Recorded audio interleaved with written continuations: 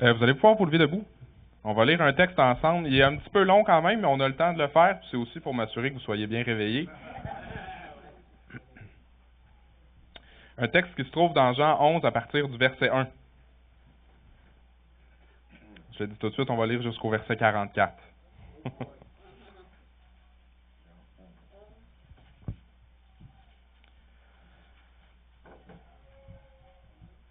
Il y avait un homme malade, Lazare de Béthanie, village de Marie et de Marthe sa sœur.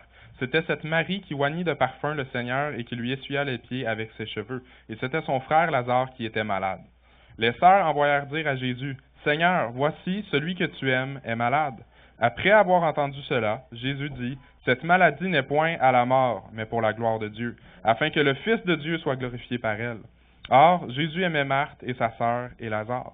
Lors donc qu'il lui apprit que Lazare était malade, il resta 2 jours encore dans le lieu où il était, et il dit ensuite aux disciples, « Retournons en Judée. » Les disciples lui dirent, « Rabbi, les Juifs tout récemment cherchaient à te lapider et tu retournes en Judée? » Jésus répondit, « N'y a-t-il pas 12 heures au jour? Si quelqu'un marche pendant le jour, il ne bronche point, parce qu'il voit la lumière de ce monde. Mais si quelqu'un marche pendant la nuit, il bronche, parce que la lumière n'est pas en lui. » Après ces paroles, il leur dit, « Lazare, notre ami, dort, mais je vais le réveiller. » Les disciples lui dirent, « Seigneur, s'il dort, il sera guéri. » Jésus avait parlé de sa mort, mais ils ne crurent pas ils crurent qu'il parlait, de l'assoupissement du sommeil.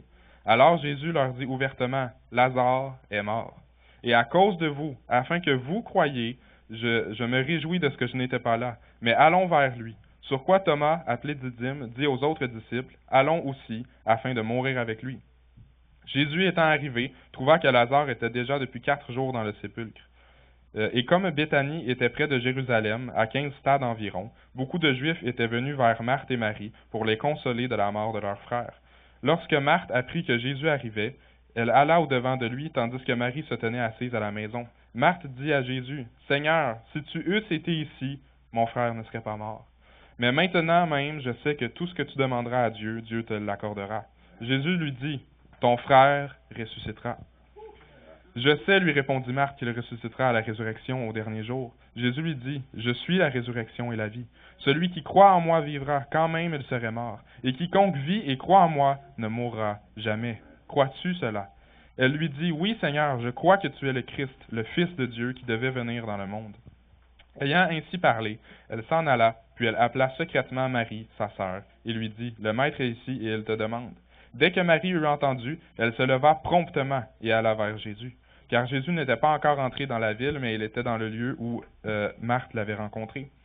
Les Juifs qui étaient avec Marie dans la maison et qui la consolaient, l'ayant vue se lever promptement et sortir, la suivirent, disant, « Elle va au sépulcre pour y pleurer. » Lorsque Marie fut arrivée là où était Jésus, et qu'elle le vit, elle tomba à ses pieds et lui dit, « Seigneur, si tu eusses été ici, mon frère ne serait pas mort. » Jésus, la voyant pleurer, elle et les Juifs qui étaient avec elle, frémit en son esprit et fut tout ému. Et il dit, « Où l'avez-vous mis? » Seigneur, lui répondirent-ils, « Viens et vois. » Jésus pleura. Sur quoi les Juifs dirent, « Voyez comme il l'aimait. » Et quelques-uns d'entre eux dirent, « Lui qui a ouvert les yeux des aveugles, ne pouvait-il pas aussi faire que cet homme ne mourût point? » Jésus, frémissant de nouveau en lui-même, se rendit au sépulcre. C'était une grotte, et une pierre était placée devant. Jésus dit, « Ôtez la pierre. » Marthe, la sœur du mort, lui dit, « Seigneur, il sent déjà, car il y a 4 jours qu'il est là. » Jésus lui dit, « Ne t'ai-je pas dit que si tu crois, tu verras la gloire de Dieu? » Ils ôtèrent donc la pierre, et Jésus leva les yeux en haut et dit, « Père, je te rends grâce de ce que tu m'as exaucé.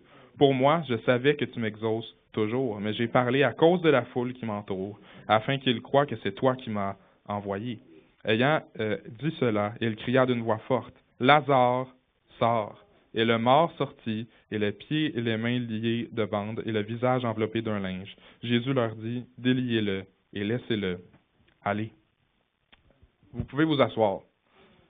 Probablement que la majorité d'entre vous connaissez ce texte, mais je voulais quand même le lire, parce qu'il y a peut-être des personnes qui sont peut-être plus, comment je pourrais dire, bébés dans le Seigneur. Peut-être ce sont aussi des textes que vous n'avez pas entendu parler. Mais moi, je trouve que c'est vraiment une belle histoire, l'histoire de Lazare. Et c'est une histoire vraiment où on voit la gloire de Dieu à travers la vie de Jésus. Et pour ce matin, je le dis tout de suite, le titre de la prédication va être « Des temps de rafraîchissement », qui est notre thème de l'année d'ailleurs. La prédication est là pour différentes raisons. Parfois, comme enseignement, pour nous aider à comprendre la Bible ou comprendre la volonté de Dieu pour nos vies. Parfois pour nous corriger, pour nous amener pour nous ramener à Jésus en fait quand on s'est éloigné par notre propre péché. Parfois pour nous rappeler nos responsabilités de chrétiens, mais parfois aussi comme aujourd'hui, c'est pour nous encourager, pour nous bénir. Mais avant de commencer, j'aimerais juste dire que c'est pas le genre de prédication que j'amène souvent, parce qu'il y a un grand danger pour l'Église de prêcher toujours la bénédiction. Il y a des églises où c'est ça qui est prêché à tous les dimanches, la bénédiction, la guérison, la prospérité. C'est sûr que c'est encourageant, c'est agréable à entendre, agréable à écouter. Mais je ne sais pas si vous avez remarqué, ce n'est pas vraiment l'enseignement que Jésus avait à tous les jours. Oui, Jésus guérissait les malades, mais son enseignement était surtout pour tourner le cœur des gens vers Dieu, pour ramener le cœur du peuple à Dieu. Plusieurs églises aujourd'hui qui prêchent la bénédiction ont l'air d'être bénies par Dieu, puis je ne veux pas rentrer nécessairement dans les détails, mais je vous demande juste de faire attention à ça, parce que souvent, ce qui se fait, ce n'est pas nécessairement la bénédiction de Dieu, mais souvent, en fait, la racine de tout ça est charnelle. Je ne dis pas que Jésus est contre la bénédiction, pas du tout, ni contre la prospérité, mais la Bible, à plusieurs endroits, nous met en garde contre l'argent, contre l'amour de l'argent et les dangers de l'argent dans nos vies. Et c'est pas vrai qu'une Église peut être en santé spirituelle en se faisant prêcher seulement la bénédiction, la guérison et la prospérité. La vie chrétienne est beaucoup plus que ça. Amen. Tout le monde veut guérir des malades, tout le monde veut partager la parole de Dieu et que des milliers d'âmes viennent à Christ, mais très peu de personnes sont prêtes à donner leur vie, à consacrer leur vie comme Paul le fait ou comme les disciples l'ont fait. Tout le monde veut voir si ses prières être exaucées, mais malheureusement, aujourd'hui, en 2024, pas beaucoup de monde sont prêts à jeûner des jours pour leurs besoins. Et c'est pour ça qu'il est important que Dieu nous dirige, tous les prédicateurs, pour qu'on ait dans l'Église un enseignement qui est balancé. Pas juste des paroles sévères, mais on en a besoin. Pas juste des encouragements, mais encore là, dans notre faiblesse, on a besoin que Dieu nous encourage. Toute la Bible est bonne et mérite qu'on prenne le temps de la partager au complet. Comme ce matin, la parole est une parole de bénédiction. On ne doit pas prêcher juste la bénédiction, mais on ne doit pas non plus, comme prédicateur, limiter les fois où Dieu veut agir dans son Église. Et Dieu, ce matin, m'a mis à cœur qu'il voulait agir dans son Église, et c'est pour ça qu'il y a la parole de ce matin qui est là. Dans la Bible, il n'y a rien à mettre de côté. Amen. Ceci étant dit, Dieu a déposé ce message de bénédiction dans mon cœur pour ce matin. Je crois, j'ai la foi que Dieu va nous bénir selon la parole qu'il m'a donnée. Et si quelqu'un croit ce matin que Dieu va le bénir, dites Amen. Pour ceux et celles qui ne savent pas ou qui auraient peut-être oublié, le thème de l'année ici à l'Assemblée chrétienne, la source d'eau vive, c'est des temps de rafraîchissement. Et ce thème a été dit en début d'année avec foi que Dieu allait vraiment agir en ce sens, que Dieu allait vraiment nous donner des temps de rafraîchissement là où on en a besoin. Je crois que ce thème-là a été dit de façon prophétique en début d'année. Dieu a donné cette parole-là à Pasteur Jean pour qu'il mette ce thème pour l'année, pour l'Église, parce que Dieu voulait vraiment toucher son Église cette année. J'espère que vous le croyez aussi. Et si ça peut vous encourager, j'ai moi-même déposé devant Dieu un sujet de rafraîchissement pour moi cette année, un sujet personnel. Mais Dieu, je peux déjà dire qu'il a agi dans ma vie, Dieu a accéléré un cheminement dans ma vie. Puis si ça peut vous encourager, je sais que Dieu, comme il l'a fait pour moi, il peut le faire pour vous aussi ce matin. Et la façon que Dieu agit dans ma vie m'enlève un certain poids et ça me fait du bien. Dans le début de l'année, je vous encourageais à écrire à quelque part votre temps de rafraîchissement, votre rafraîchissement personnel, dans le but de pouvoir témoigner à la fin de l'année que Dieu a agi dans votre vie. Parce que c'est bien de mettre quelque chose devant Dieu, mais après ça, Dieu nous demande de témoigner. Et je ne sais pas où vous avez mis votre papier, je ne sais pas où est écrit votre temps de rafraîchissement, mais si vous l'avez rangé, s'il vous plaît, enlevez la poussière dessus, mettez-le à un endroit où vous allez le voir à tous les jours et continuez de prier chaque jour jusqu'à ce que Dieu vous donne la part qu'il en réserve pour vous. Mon frère, ma sœur, l'année n'est pas terminée et Dieu n'a pas fini d'agir. Et j'aimerais que tu dises à la personne qui a l'air le plus découragée alentour de toi, Dieu n'a pas fini d'agir.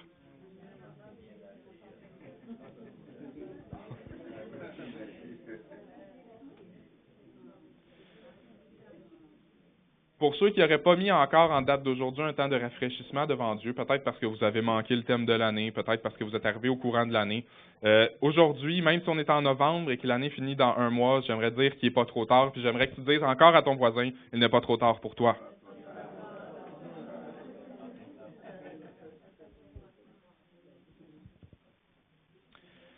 Le temps de rafraîchissement n'a pas de limite, dans le sens que le temps de rafraîchissement, c'est selon qu'est-ce que vous avez besoin personnellement. Ça peut être un rafraîchissement spirituel pour partager l'Évangile. Ça peut être un rafraîchissement dans notre amour pour le Seigneur. Ça peut être un rafraîchissement dans notre zèle. Ça peut être un rafraîchissement dans notre désir de prier, d'avoir des temps à part avec le Seigneur. Ça peut être un rafraîchissement parce que tu dois pardonner à quelqu'un, mais il y a des choses qui t'empêchent de le faire. Ça doit être un rafraîchissement dans l'unité de ta famille. Ça peut être un rafraîchissement dans ton couple, un rafraîchissement dans ton amour pour ton prochain, peut-être un rafraîchissement dans ton travail. Il n'y a pas de limite au rafraîchissement que tu as besoin. Viens juste simplement le déposer devant Dieu. Il y a encore vraiment plein de sujets, puis je ne veux pas limiter à cette petite liste-là les façons de Dieu qui peut agir, mais vraiment déposer devant Dieu tout ce que vous avez dans votre cœur. Je veux juste ici amener deux bases, parce que un temps de rafraîchissement qu'on demande à Dieu doit respecter quand même certains critères. Et le premier critère, c'est de demander quelque chose selon la volonté de Dieu. Et le deuxième est d'avoir la foi, de croire qu'il est capable de tout. 1 Jean 5, les versets 14 et 15 nous dit « Nous avons auprès de lui cette assurance que si nous demandons quelque chose selon sa volonté, il nous écoute. Et si nous savons qu'il nous écoute, quelque chose que nous demandions, nous savons nous savons que nous possédons la chose que nous lui avons demandée. » Donc déjà, une bonne question à se poser ici, c'est est-ce que ma prière, est-ce que mon sujet de rafraîchissement est selon la volonté de Dieu? Et ce qui peut nous aider à répondre à cette question-là, en fait, c'est de nous questionner nous-mêmes, à savoir quels sont les motifs du rafraîchissement que je demande à Dieu. Je ne veux pas rentrer dans les détails ici, mais je vous demande personnellement, chacun là où vous êtes, de vous inspecter vous-même, inspecter votre cœur à savoir c'est quoi vraiment les motifs de mon cœur de demander ce que je demande à Dieu. Ensuite, une fois qu'on croit que notre prière est vraiment selon la volonté de Dieu, que vraiment le temps de rafraîchissement, on croit que c'est vraiment la volonté de Dieu pour nos vies, on doit maintenant s'attendre à Dieu avec foi. Et ça veut dire prier jusqu'à ce que tu reçoives la chose. Dieu est capable encore aujourd'hui. Quand tu viens en prière devant Dieu, tu dois premièrement croire que celui à qui tu t'adresses est capable de répondre à tes prières, qu'il est capable de te délivrer, qu'il est capable de te guérir, qu'il est capable de te donner le travail, qu'il est capable de sauver ton couple, qu'il est capable de ramener ton enfant au Seigneur, qu'il est capable de donner un amour nouveau alors que tu avais de la misère à aimer. La première chose, avant de déposer un sujet de prière pour un temps de rafraîchissement, est de croire en lui. De croire qu'il agit encore aujourd'hui, en 2024, et j'espère que vous le croyez. Ça a été un peu long avant de réagir, c'est correct. Et en ce sens, on va regarder ensemble quelques versets dans le but de nous rappeler ce que Jésus a fait pour nourrir notre foi de chrétien. Dans le texte qu'on a lu tantôt, Jésus dit à Marthe, « Si tu crois, tu verras la gloire de Dieu. » On a besoin de croire, mon frère, ma sœur. Ce matin, ce que j'ai à cœur, c'est pas de parler de dons spirituels, ni de l'autorité dans la prière, mais la prédication de ce matin est pour moi une prière devant Dieu. Mon désir ce matin, c'est de présenter l'Église de Dieu devant celui qui l'a créée et de rappeler à l'Église ce que Jésus a fait pour donner toute la gloire à Dieu. On doit rechercher les dons spirituels, c'est une bonne chose. Mais si Dieu agit à travers le don spirituel d'un homme, il y a un risque que l'homme devienne orgueilleux. Mais si, comme Église, on présente nos besoins devant Dieu et que Dieu intervient lui-même dans son Église sans intermédiaire, il n'y a une occasion de chute pour personne et toute la gloire revient à Dieu. Et c'est ma prière pour ce matin. Donc, comme je disais, la prédication de ce matin est vraiment une prière pour moi devant Dieu. Et les choses dont je vais parler ont pour but de réveiller notre foi à chacun, votre foi et ma foi aussi, pour qu'on puisse vraiment s'attendre à Dieu dans nos besoins, s'attendre à Dieu dans le rafraîchissement dont on a besoin. On va lire un court texte dans Luc 5, les versets 12 et 13. Il est écrit, « Jésus était dans une des villes, et voici, un homme couvert de lèpre, l'ayant vu, tomba sur sa face, et lui fit cette prière. « Seigneur, si tu le veux, tu peux me rendre pur. » Jésus étendit la main, le toucha et dit, « Je le veux, sois pur. » Et aussitôt, la lèpre le quitta. En d'autres mots, le lépreux dit, « Seigneur, si c'est ta volonté, je sais que tu peux me rendre pur. J'ai vu les miracles que tu as faits. Je peux me baser sur les choses que j'ai vues que tu as faites et je sais que tu peux me rendre pur, je sais que tu peux me guérir. » Et à cette prière du lépreux, Jésus étendit la main et le toucha et il dit, « Je le veux, sois pur. » Et aussitôt, la lèpre le quitta. Et je crois, et j'espère que vous aussi croyez, que Jésus peut agir dans nos vies comme il l'a fait pour le lépreux, c'est-à-dire que tu pries et il agit aussitôt. Et dans l'Église aujourd'hui, je crois qu'on a besoin des aussitôt de Dieu. Je crois qu'on a besoin d'entendre et aussitôt son mari revint à la maison et le couple fut restauré. Et aussitôt son enfant revint au Seigneur. Et aussitôt elle retrouva son zèle pour Jésus. Et aussitôt on t'appela pour un travail. Aussitôt il fut guéri. Et aussitôt il prêcha l'Évangile avec assurance. Et aussitôt il fut délivré de son péché. Et aussitôt il put pardonner ce qu'il n'avait jamais réussi à pardonner par la grâce de Dieu. Si quelqu'un a besoin d'un aussitôt de Dieu dans sa vie, commence déjà là où tu es à prier ce matin parce que je crois que Dieu veut agir aujourd'hui, mon frère, ma sœur. Dans Marc 2, à partir du verset 1, on peut lire l'histoire d'un paralytique qui a été porté par des hommes à Jésus, mais étant donné qu'il y avait beaucoup de personnes, ils ont porté le lit en fait par le toit. Ils ont amené l'homme à Jésus par le toit. Et Jésus, voyant leur foi, il a démontré qui il était en pardonnant les péchés de l'homme, mais aussi il l'a guéri complètement. De manière que le paralytique a pu prendre lui-même son lit et partir avec dans ses bras. Mais il est écrit « voyant leur foi ». Et ce matin, c'est ce que je veux réveiller en nous, frères et sœurs, la foi. C'est tellement important pour un chrétien de garder la foi. Pas juste la foi que Dieu t'a sauvé, mais la foi que Jésus peut agir encore dans ta vie aujourd'hui. Le lit était pour le paralytique le signe de son infirmité. Il y a différents types d'infirmités. Ça peut être physique, ça peut être spirituel, ça peut être un péché dans ta vie que tu n'es pas capable d'enlever. Il y a différents types d'infirmités, mais aussi différents signes de ton infirmité. Et je vais donner quelques exemples juste pour qu'on puisse voir concrètement qu'est-ce que je veux dire. Une infirmité pour toi peut être le fait que tu as grandi dans la vie sans père. Et le signe de ton infirmité, c'est que dans ta vie, tu vas toujours chercher à gauche, à droite l'amour du père que tu n'as jamais eu. Une infirmité pour toi peut être que ton mari t'a abandonné. Et le signe de ton infirmité, c'est qu'à chaque soir, tu te couches en pleurant. Le signe de ton infirmité peut être que tu as de la difficulté à élever tes enfants seuls. Une infirmité peut être aussi une douleur physique qui fait que tu marches avec une canne. Et le signe de ton infirmité, c'est ta canne. Mais ma prière ce matin est que tu puisses repartir tantôt avec le signe de ton infirmité dans tes mains, comme le paralytique qui est sorti avec son lit dans ses mains. Une infirmité peut être... Ma prière ce matin, comme je dis, c'est vraiment que vous puissiez ressortir avec le signe de votre infirmité dans les mains. Je crois que Dieu peut tout encore aujourd'hui. Que tu puisses repartir peut-être tantôt avec ta canne pour arriver chez vous et la mettre dans la poubelle. Que tu puisses repartir tantôt avec une joie au plus profond de toi-même qui laisse tomber les pleurs de chaque soir, mais qui est remplacée par la joie de Dieu.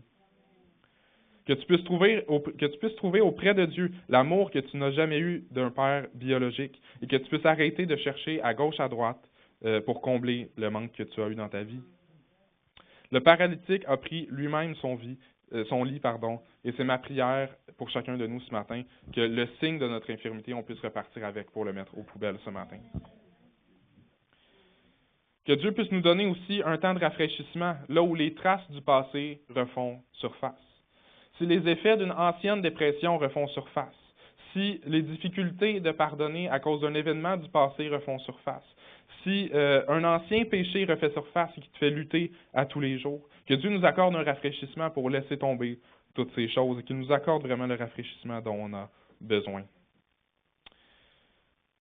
Dans Luc 5, à partir du verset 1, on peut lire « Comme Jésus se trouvait auprès du lac de Génézareth, et que la foule se pressait autour de lui pour entendre la parole de Dieu, il vit au bord du lac 2 barques, d'où les pêcheurs étaient descendus pour laver leurs filets.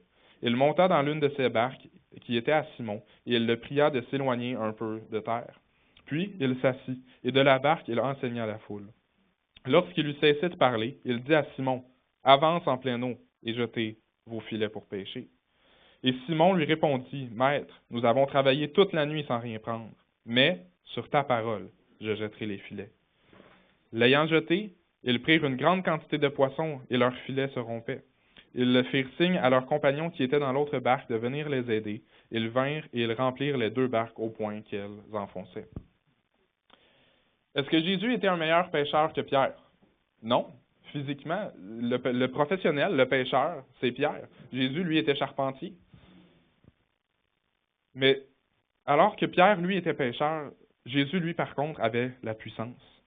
Et dans ta vie, tu n'as pas besoin d'être le meilleur pécheur. Tu n'as pas besoin d'être le meilleur communicateur, ni besoin d'être le meilleur pour prier. Mais ce que tu as besoin, c'est Dieu dans ta vie.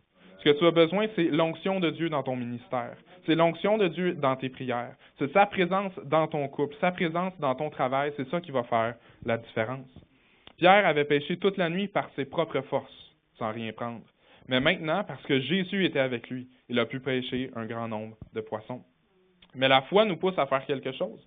Dans le texte qu'on a lu ici, c'est pas Jésus qui va aller lancer le filet à la place de Pierre. De la même façon, dans nos vies, Dieu ne va pas tout faire le travail à notre place. Jésus a dit à Pierre de lui-même retourner dans l'eau. Pierre aurait pu dire « Ah, mais Seigneur, je suis fatigué, j'ai pêché toute la nuit, on n'a rien pris, en plus les filets sont déjà propres, j'ai pas le goût d'aller les ressalir. » Mais Pierre a dit « Maître, nous avons travaillé toute la nuit sans rien prendre, mais sur ta parole, je jetterai les filets. » Et lorsqu'une parole vient vraiment de Dieu, notre foi doit nous pousser à l'action. Même si tu as pu faire des œuvres pendant ta vie par ta propre force, pendant des années sans résultat, si Jésus te dit « Retourne où tu es passé », c'est parce qu'il va lui-même t'accompagner. S'il t'envoie, mon frère, ma sœur, il ne te laisse pas seul. Le travail d'un homme est limité, mais la puissance de Dieu est illimitée. Si tu as la conviction que Dieu te dit « Va voir ton mari pour annuler les papiers de divorce », tu peux répondre « Ah, mais Seigneur, tout laisse croire que mon mari veut plus de moi, mais sur ta parole, j'y vais. » Si tu as la conviction que Dieu te dit « Appelle ton enfant pour qu'il revienne à l'Église », tu peux répondre « Ah, mais Seigneur, il veut plus rien savoir de l'Église, ça fait longtemps qu'il a tout laissé tomber, mais sur ta parole, je l'appellerai. » Nous, ici à l'Église, on croit que ces miracles qu'on a lus ont eu lieu, et on croit aussi qu'il y a des miracles à venir aujourd'hui. Il y a un court texte que j'aime beaucoup, en fait, dans Jean chapitre 21, verset 25, qui dit « Jésus a fait encore beaucoup d'autres choses. Si on les écrivait en détail, je ne pense pas que le monde entier pût contenir les livres qu'on écrirait. » Des fois, on dirait quand on lit la Bible, qu'on lit les évangiles, on a l'impression qu'on a tout vu de Jésus. Mais pourtant, c'est une petite partie de tout ce que Jésus a fait. Dieu a tellement fait, mais je crois qu'aujourd'hui, il y a encore des choses à faire. Je crois qu'aujourd'hui, il y a encore des livres à écrire, d'histoires à écrire de nos vies où Dieu va agir. Maintenant, on va repasser ensemble le texte qu'on a lu en commençant tantôt. Et pour s'attarder à certains points, et je le dis tout de suite, la maladie de Lazare, prends-les vraiment comme ton rafraîchissement que tu as besoin dans ta vie, parce que je crois que Dieu va agir dans nos vies comme il a agi avec Lazare. Donc, Jean 11, versets 1 à 5, comme on a lu tantôt, « Il y avait un homme malade, Lazare de Béthanie, village de Marie et de Marthe, sa sœur. C'était cette Marie qui oignit de parfum le Seigneur et qui lui essuya les pieds avec ses cheveux. Et c'était son frère Lazare qui était malade. Les sœurs envoyèrent dire à Jésus, « Seigneur, voici celui que tu aimes est malade. » Après avoir entendu cela, Jésus dit, « Cette maladie n'est point à la mort, mais elle est pour la gloire de Dieu, afin que le Fils de Dieu soit glorifié par elle. » Or, Jésus aimait Marthe et sa sœur et Lazare. La première chose que je veux porter à notre attention ce matin à travers ces 5 premiers versets, c'est pourquoi est-ce que Jésus a guéri Lazare?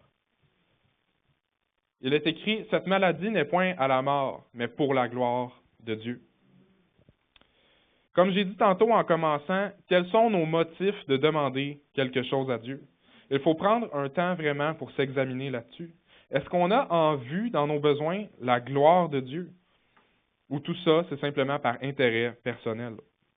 À quelques occasions, Jésus, dans la Bible, va guérir des malades et va dire « Va et ne pêche plus ». Il y a 2 façons ce matin dont je veux parler qui, je crois, sont des façons les plus importantes de rendre gloire à Dieu. Premièrement, si Dieu répond à ta prière, à ton sujet de rafraîchissement, comment vas-tu agir?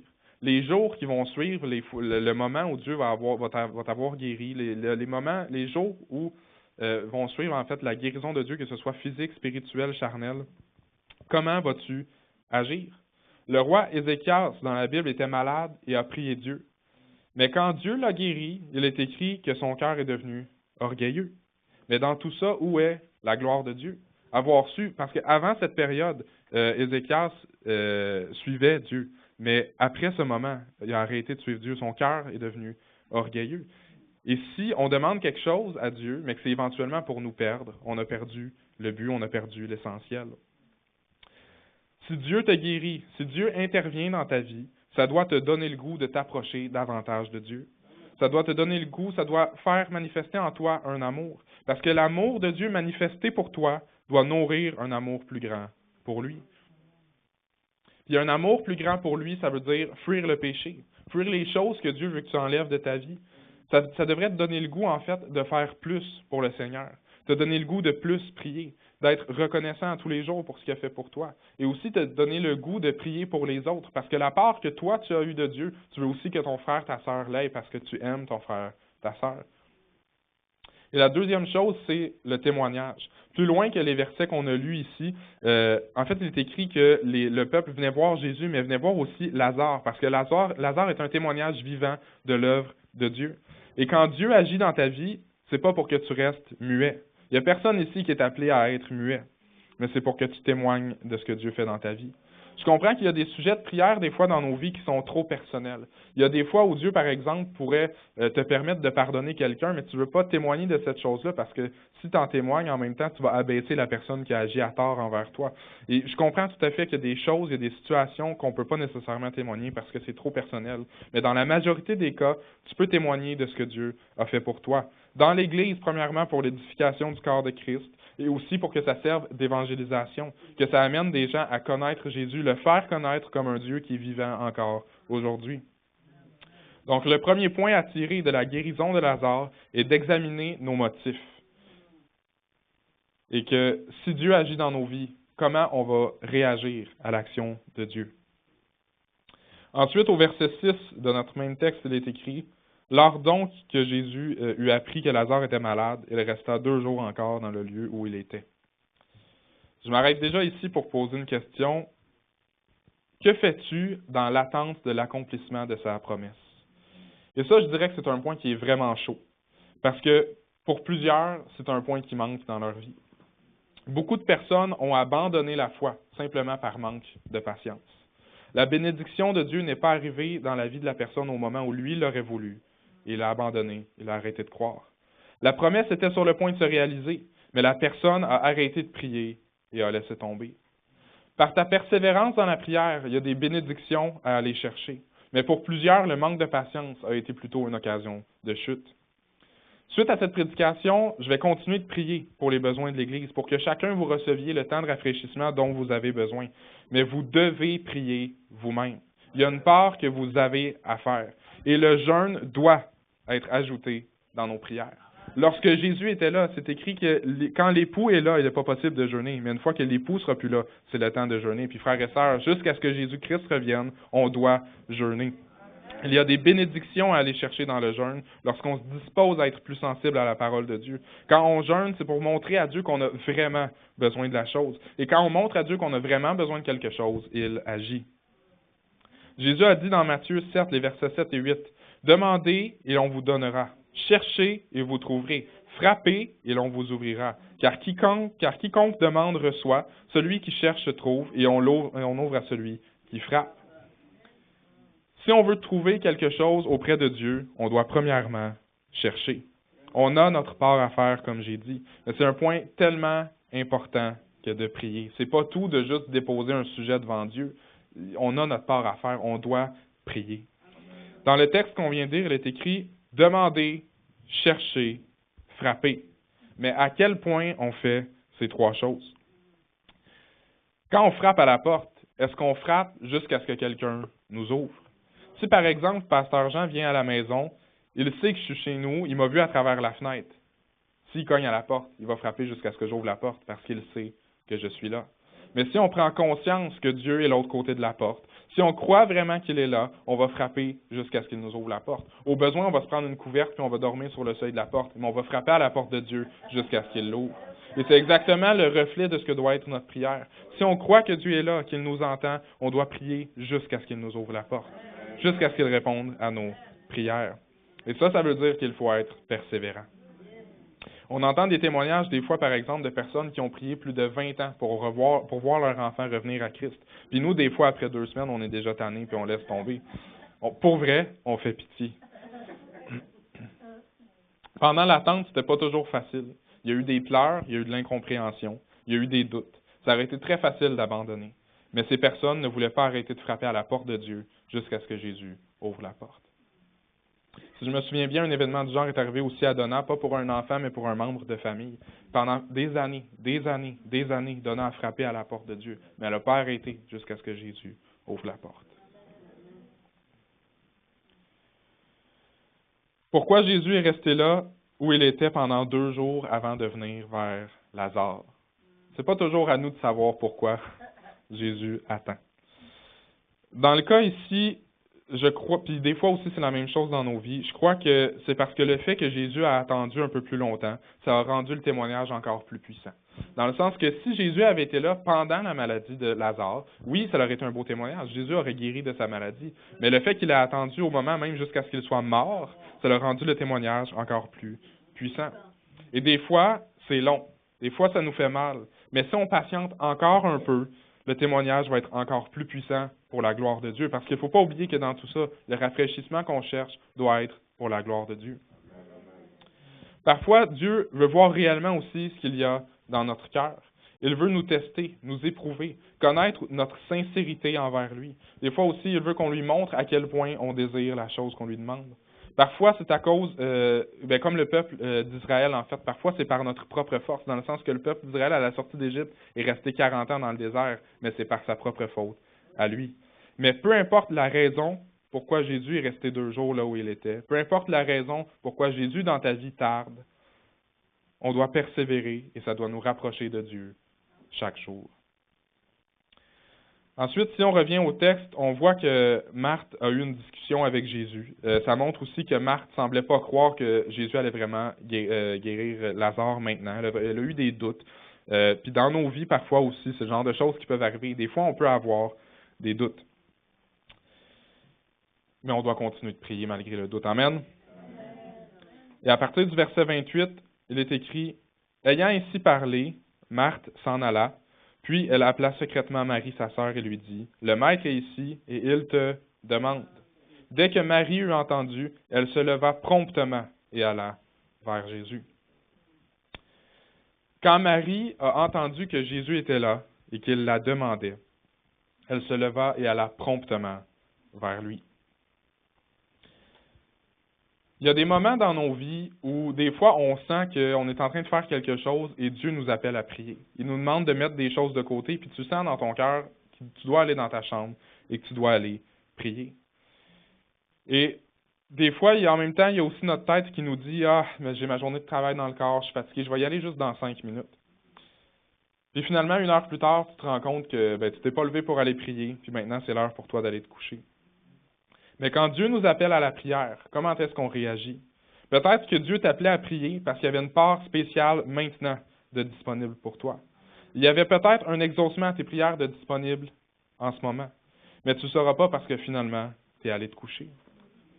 Il y avait peut-être un combat à gagner dans la prière pour toi ou pour quelqu'un d'autre. Il y avait peut-être une paix à aller chercher auprès de Dieu que tu recherches depuis longtemps. Mais quand Jésus t'a appelé, tu avais autre chose à faire. Que Dieu nous rende sensibles à entendre les fois où il nous appelle dans la prière. Que ce soit pour nous, que ce soit pour les autres, que Dieu nous donne cette sensibilité de savoir quand Dieu nous appelle à prier et qu'il nous rende obéissants. Et qu'on puisse agir comme Marie qui alla promptement vers Jésus. On doit travailler, frères et sœurs, à garder en nous le désir d'aller dans la présence de Dieu pour prier. La prière, on dirait que c'est comme pas à mode aujourd'hui, parce que les gens ont tellement d'autres choses à faire. Mais un chrétien authentique a besoin de prière. À partir du verset 30, ensuite, il est écrit car Jésus n'était pas encore entré dans le village, mais il était dans le lieu où Marthe l'avait rencontré. Les Juifs qui étaient avec Marie dans la maison et qui la consolaient, l'ayant vu se lever promptement et sortir, la suivirent, disant, elle va au sépulcre pour y pleurer. Lorsque Marie fut arrivée là où était Jésus, et qu'elle le vit, elle tomba à ses pieds et lui dit, « Seigneur, si tu eusses été ici, mon frère ne serait pas mort. » Jésus, la voyant pleurer, elle et les Juifs qui étaient avec elle, frémit en son esprit, et fut tout ému. Et il dit, « Où l'avez-vous mis? » « Seigneur, lui répondirent-ils, viens et vois. » Jésus pleura. Sur quoi les Juifs dirent, « Voyez comme il l'aimait. » Et quelques-uns d'entre eux dirent, Lui qui a ouvert les yeux des aveugles, ne pouvait-il pas faire aussi que cet homme ne mourût point? Jésus, frémissant de nouveau en lui-même, se rendit au sépulcre. C'était une grotte et une pierre était placée devant. Jésus dit, ôtez la pierre. Marthe, la sœur du mort, lui dit, Seigneur, il sent déjà, car il y a 4 jours qu'il est là. Pardon. C'est comme nous peut-être cette année. Entre le moment où on a porté quelque chose devant Dieu en prière comme temps de rafraîchissement, le temps de l'année a avancé. On est déjà aujourd'hui en novembre.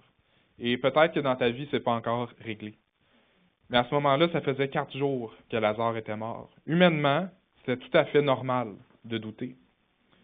Depuis le début de l'année, peut-être que tu as vu des choses s'améliorer par rapport à ton rafraîchissement, mais peut-être que tu as vu des choses aussi régresser.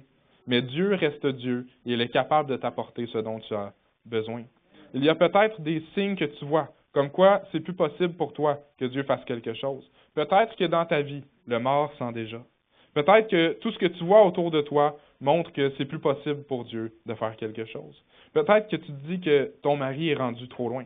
Peut-être que ton enfant est rendu trop loin. Peut-être que la maladie est trop avancée puis qu'on a déclaré sur ta vie qu'il te restait seulement quelques jours.